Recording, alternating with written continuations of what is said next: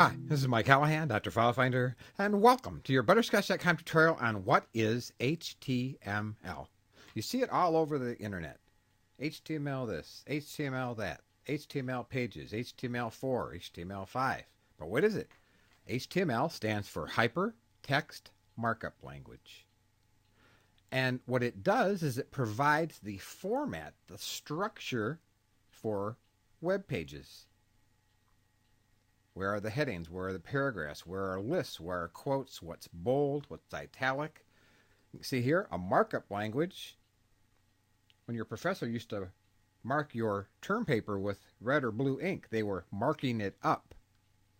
But in this case, HTML gives a way to format web pages.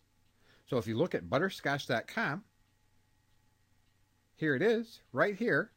But if you look at the HTML code, here it is right here. So what the HTML code does is it describes and lays out how the page will look. So you can go from this to this. They're both equal. It's just we see this one, but this is what determines what we see. That's HTML, and that's all there is to it.